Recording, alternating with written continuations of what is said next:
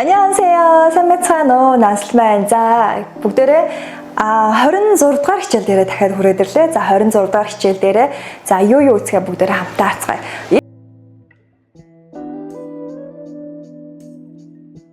Энэ удаад нь багш нь ерөөхдөө жоохон тийм олон нийтийн газар юу хийдэг вэ? Олон нийтийн газар яаж бие авч явах ёстой вэ гэдэг ч юм уу тэрний талаар жоохон ярих хичээе. За олон нийтийн газар гэхэд биднэрт яг санаж байгаа хэд хэдэн зүйлүүд байдаг шүү дээ. Жишээлбэл юу гэх имлэг, юу гэх цагдаагийн газар тийм ээ. За тэгээд шүүх, прокурор, өөр юу юм банк гэдэг ч юм маш олон зүйлүүдийн дотор багтаж байгаа. Дэлгүүрээс ахуулаад тийм ээ. За тэгээд багш нь ерөөхдөө банкн дээр бид нар хамгийн түрүүнд маш хэрэгтэй зүйлийн нэг баг гэж багш нь бодож байна. Тэгэхээр банкн дээр яаж юу гэх хадгаламжийн дэвтэр нээлэх вэ гэдэг талаар багш нь энэ удаад нь жоохон ярих хичээе. За тэр талаар нь дүрмүүдийг авчиръя гэж бодсон. За тэгээд зорилго болон зорилтыг илэрхийлсэн дүрмүүд тэгэх гэж байна, ингэх гэж байна, тэгмээр байна, ингэмээр байна гэсэн утгатай. За тэгээд юу вэ? Ирьягуада. За тэгвэл түүний араас нь тэрнээс нь иннээс нь гэх нэг ёсондоо хүндэтгэлийн хэлбэр багш нь оруулж ирсэн. За тэгээ нөгөө бид нэр үгийн араас ига өнн авч мэддэг шүү дээ. За тэгвэл ига өнн гэдгийг бид нэр хүндэтгэлийн хэлбэрээр яаж орох вэ гэдгийг багш нь энэ удаа үзэж чинь. За окей. За хичээл маань ирьягуада тэгэх гэж байна, ингэх гэж байна тийм үү? За тэгэхээр энийг харъя да. 주말에 집에서 책을 읽으려고 해요. За нэг ясандаа гэртээ би амралтынхаа өдөр гэртээ номыг унших гэж байгаа. Байж болно. За тэгмүүд юу вэ? түүний дараа. 내일 친구와 함께 도서관에 가려고 해요. За нэг ясандаа маргааш юу яасан бэ? найзтайгаа хамтдаа номын сан руу явахаар болсон. Явах гэж байгаа гэж болно гэсэн. За тэгвэл түүний араас нь 10 жилийн дараа эмч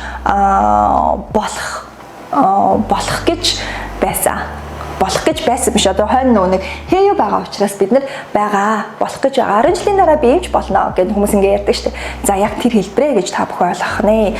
За гэх шигээр бид нар оруулж иж болно. За тэгвэл багш нь хойноос нь өнгөрсөн цаг оруулж ирээд, ирээдүйн цаг оруулж ирээд, одоо яг байгаа цагаар нь бичиж нэг үзье гэж бодсон. За тэгээд нөхцлүүдээ харцгаа хэдүүлээ. 저는 고등학교 때. За энэ дээр багш нь нэг өсөндөө Д гэдэг үгийг авсан байгааз. За энэ дээр Д гэдэг үг маань үед. Энэ үед. 고등학교 때. За тэгэхээр би 10 жилдээ. Яг тэр үеийг хэлж байгаа гэсэн. За 10 жилдээ юу вэ? 이사가 되려고 했었어요. За нэг ясандаа энд 했어요. 산도로 дахиад 왔어요. 산도로. энийг багш нь дараа дахиад үзэх боловч багш нь дахиад энэ дээр аваад ирсэн. За болох гэж байсан гэсэн утгатай. 노력 гэдэг нь юу илээ хүмүүс нэг тийм юу илээ? 노력하다. хичээх гэсэн утгатай үг тийм үү? Үгнүүд гараад байна шүү. За хичээх гэсэн үг. За тэгвэл 했었어요 болоод ирсэн. Тэгэхээр би хичээж байсан. Тухайн үедээ би болохоор яасан бэ? Эмч болохоор одоо хичээж байсан. Одоо яасан энэ хүн? Одоо би хичээхгүй байгаа гэдгээ илэрхийлж байгаа гэдэг нэг хэлбэр гэсэн үг. Тухайн үед болсон явдлыг би юу вэ гэхээр нэг ясандаа шууд өнгөрсөн цаг руу шилжүүлсэн магаз одоо би тийм биш гэдэг утгаар энэ дээр 했어요 байж болно. За тэгвэл 노력했어요. Тэгэхээр би тэгж байсан тухайн үед. Тэгэхээр энэ нөгөө нэг өнгөрсөн цаг байна гэсэн үг. Тэгэхээр би юу вэ?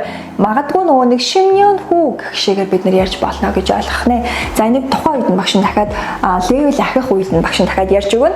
Тэгэхээр нөгөө нэг өнгөрсөн цаг дахиад нэмээд өнгөрсөн цаг тэгэхээр яах вэ гэдэг бид нар гайхаж байгаа. За тэгхгүйгээр эхний ээлжийн зүгээр 했어요 гэдгээр нь бас эхлээд бодож ивэл бас илүү зүгээр юм байна. За тэгэхээр бид өнгөрсөн цаг дээр тэгж байсан л гэдэг утгаар хэдүүлээ ойлгоё. За тэгвэл 우수 대학생이 되려고 최선을 다할 거예요. За нэг ясандаа юу вэ? 우수한 대학생. сурлагаараа ч гэсэн бүх юмараа юу вэ? Нэгт ордог тэргүүлдэг сурагчийг бид нар юу гэдгийг өсүү гэдэг тийм одоо юу гэх нэгт гэсэн үг шүү дээ тий. Нэгт одоо юу гэх хамгийн урд ингээд чигсэж байдаг хүүхдээ гэсэн. За тэгмүүд нь TA гэсэн их сургуулийн оюутан болохоор тийм үү болох гэж бүх зүйлийг одоо юу гэж Чэсон өөртөө байгаа бүх хүчээ дайчлана гэсэн утгатай. За тэгээд юу вэ? Өөртөө байгаа одоо юу бүх хүчээ дайчлан та гэдэг маань бүх гэсэн утгыг илэрхийлж байгаа. За тэгэхээр бүх хүчээ дайчлан хийх болно гэсэн утга санаа явж байна гэсэн үг. За тэгэхээр би одоо юу маш мундаг оюутан байхын тулд бүх хүчээ дайчлан ажиллана гэдгийг энэ дээр хэлж байна гэсэн үг. За тэгэхээр ирээдүйн цагт байгааз нэг ясандаа ирээдүйн цаг дээр орж ирэх юм бол энэ өөрөө амлалт болж хувирдаг. Амлалт. Тиймээс одоо жишээлбэл би тэгэх болно, ингэх болно. Тэгэхээр одоо юу гэсэн утга санааг энүүгээрээ гаргаж өгч байгаа. ирээдүйн цагта. 자, 2020년에 좋은 대학교에 자, 20년도 би яасан маш сайн сургууль, 좋은 대학교. За, 좋은 대학교만 бид нар нөгөө 대학교 нэр үг тийм үү? За, нэр үгэн дээр нөгөө дайвар үг орж ирээд за, энэ дээр яасан 좋다 гэдэг үгэн дээр 좋은 болгоод оруулаад ирсэн байна тийм ээ. За, тэгээд тэмдэг нэрээр бид нар дуудаж ин гэсэн үг. За, 좋은 대학교. нэгсэндээ энэ хоёрыг би холбоо шахуу болгож орчуулна гэсэн үг байна. За, сайн сургуульд тэнцэх гэж бэлдэж 준비하고 있어요. За, би бэлдэж байна. Бэлдэж байгаа. Тэнцэх гэж бэлдэж байгаа. Тэнцэх гэж бэлдэж байгаа. За, болох гэж бүх зүйлээ дайчлан ажиллаж байна гэсэн утгаар явна тийм ээ. За, окей юу.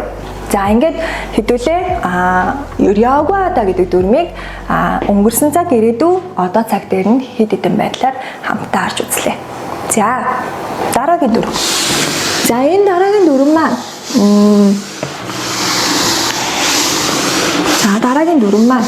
нэг юм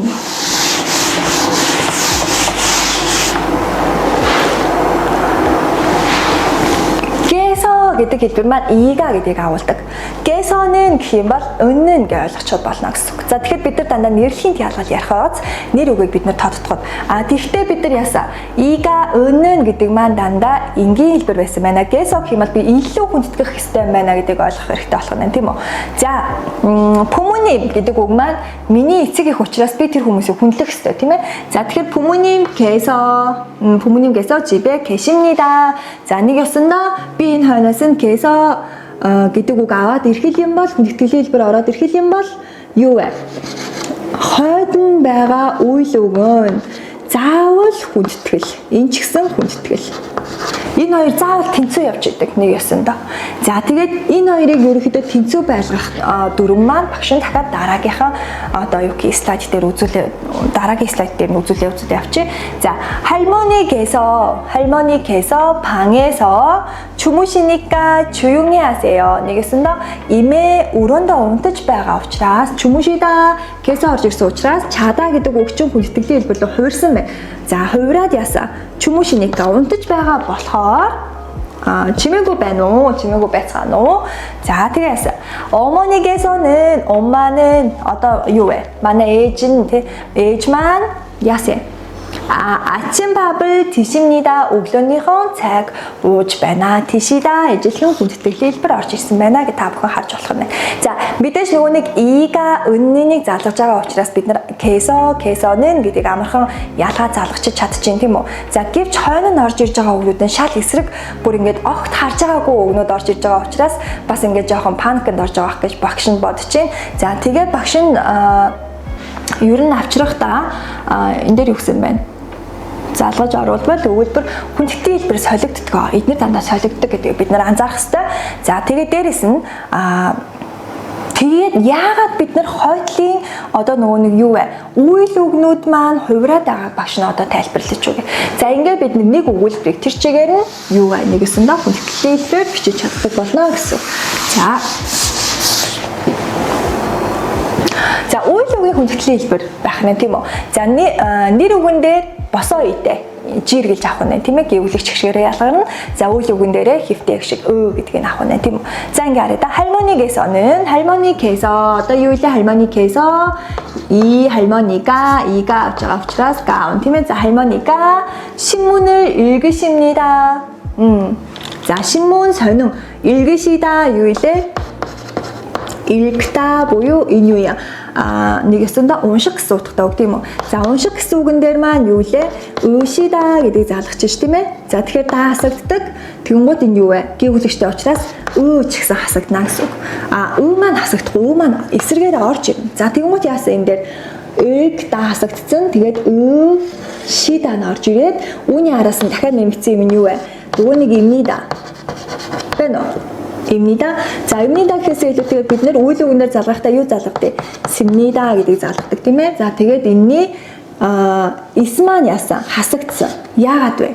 Нөгөө нэг ши гэд ингээд төгссөн шүү дээ тийм ээ. Ши гэд төгссөн учраас үүний аноос нь шууд нөгөө нэг шимнида гэдгийг залгаж байна гэж та бүхэн яах нь ойлгох нэ гэсэн үг. За задаргаа нэг иймэрхүү байх нь.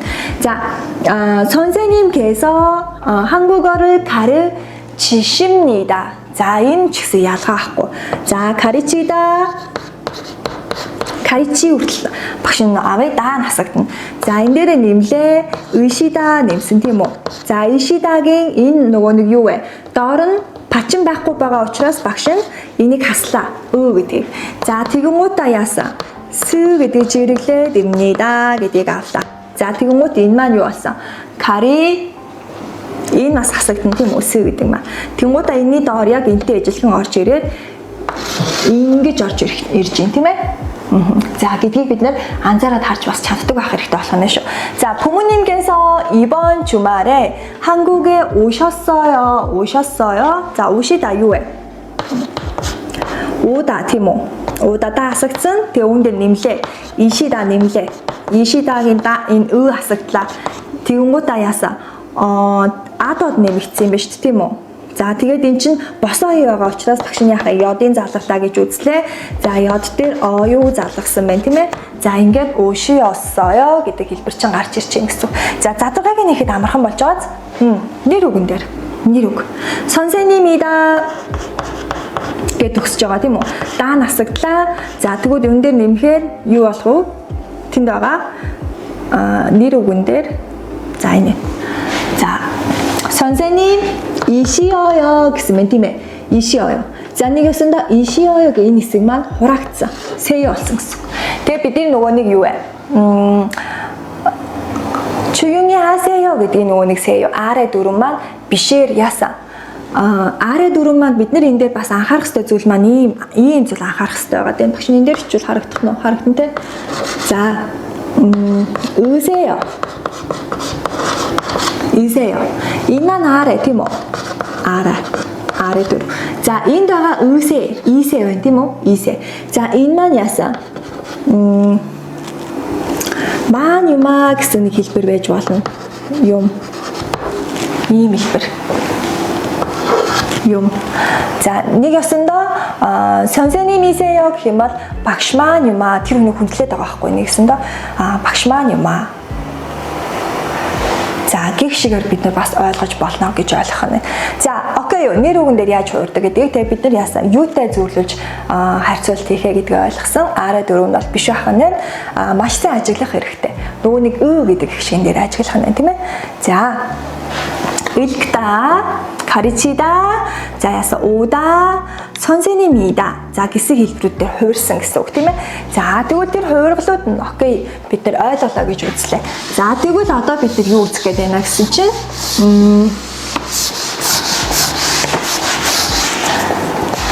яаж нэр үгнүүд өөрсдөө цаашаа хувираад идэх үйл өгнүүд яаж бас өөр хэлбэртэй орж ирээд байгаа гэдгийг багш нь хэлж өгч байна. Нэгсэн нь энэ маань ов яах нь те шинэ үг.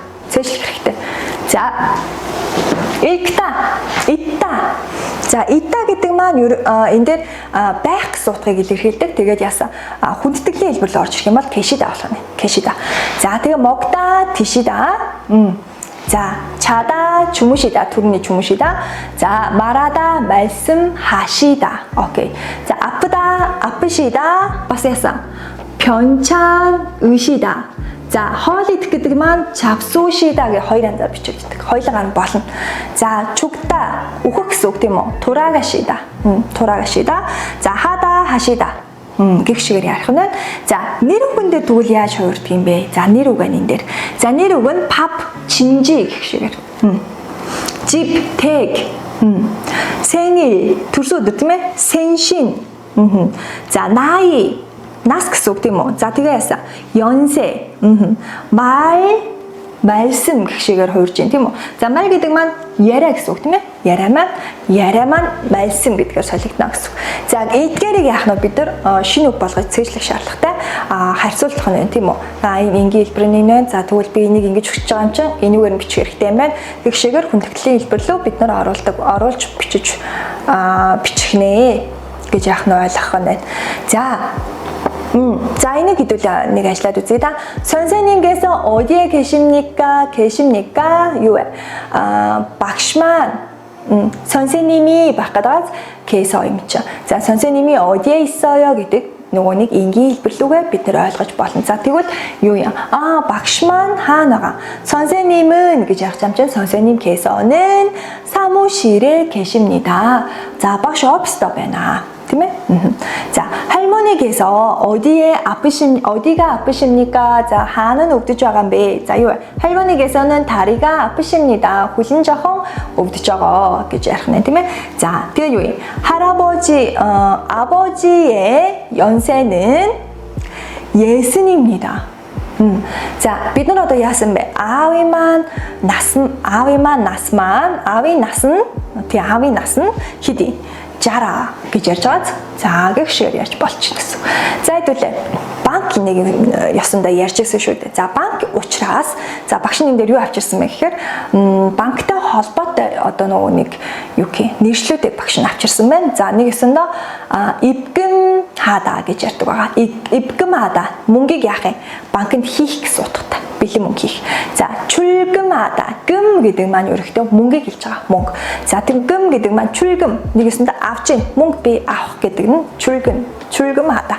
За 송금 гэдэг маань шилжүүлэх гэсэн. Одоо банк орондын шилжүүлэх ч юм уу те тиймэрхүү утгаар бид нар 송금 гэж ярих нь 환전하다. нэгэсэндээ мөнгийг би Монгол мөнгийг би вон руу шилжүүлэх ч юм уу те эсвэл доллар руу шилжүүлэхийг бид нар 환전하다 гэж ярих нь. Та бүхэнд ерөөхдөө нэлээд бас хэрэгтэй шинэ үнүүдийн чинь нэг хэсэг байгаа гэсэн. Тэгэхээр багш нь банкн дээр очиод та нарын тухайлбал иймэрхүү одоо юу гэх гүйлгээг бол хийн шүү дээ тийм ээ. Тэгэхээр яахын арга байхгүй анхан шатанда заавал мэдчих ёстойгийн нэгэн хэлбэр юм болов уу гэж багш нь бодож байгаа.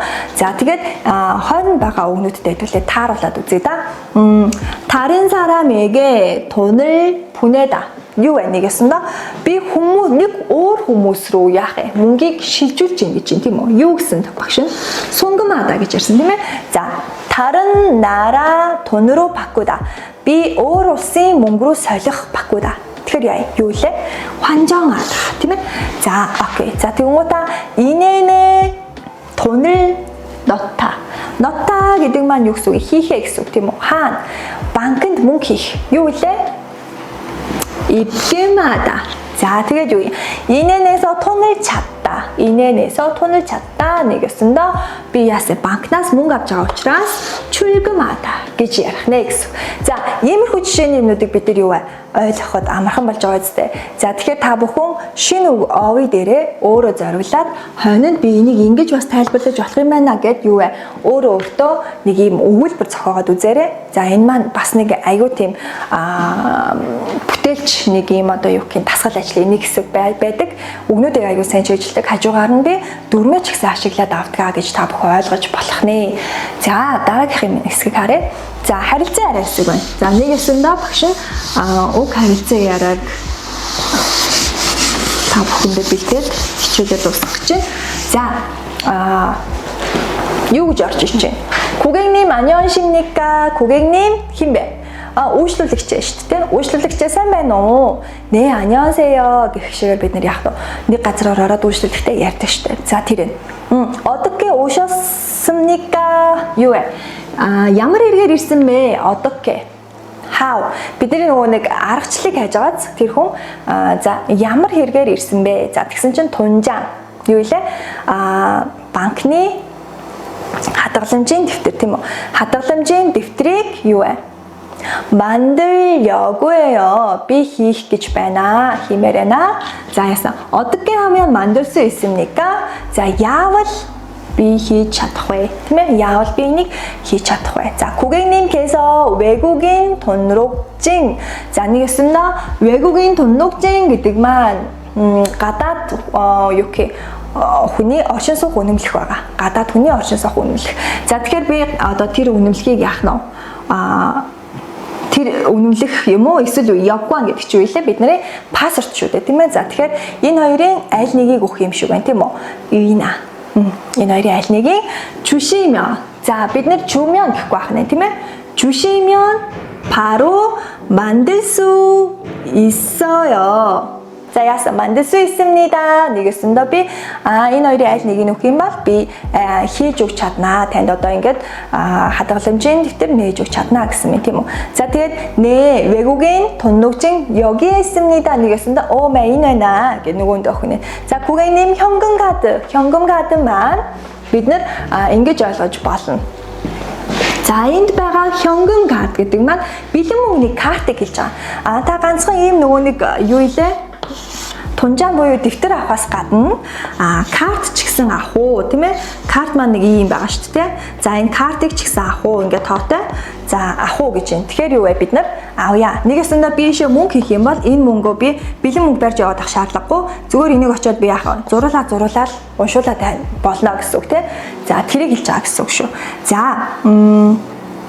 авах уу гэсэн чи яасан? Тэгья би 현금 카드 ч гэсэн нээлгийа гэж юм тийм үү. За энэ хоёрыг хэлж байгаа. 현금 카드 гэдэг маань. За иймэрхүү байдлаар яах нь банкн дээр очиод та бүхэн үйлчлэгээ хийлгэх бас яах нь боломжтой байх нэ гэж багш та бүхэн бас зөвлөгөө маркийн нэг юм харилцаар авчирсан байна. За ингээд бүгдөө 26 дугаар хичээлээ үгээр дуусгая. За тэгээд 27 дугаар хичээл дээр уулзтлаа. Түр баяртай. 27 хүртэл шинэ үгнүүд саяны гарч ирсэн овинууд ялангуяа бид нар хүндэтгэлийн хэлбэр үзсэн учраас хүндэтгэлийн нөгөө нэг ига өнний нэг орлож байгаа 개서는 тийм үү. За тэгээд энэ хоёрыг аваад ирэхээр хойноос нь үйл өгнүүд маань яг өөрөөр өөрчлөгдөж байгаа шүү дээ. За энийг ажигласан байхад бол бид нэр юу вэ? Хүндэтгэлийн өгүүлбэр зохиож чадна гэсэн үг. За ингээд түр баяртай 27 дээр уулзцгаая. Аньян.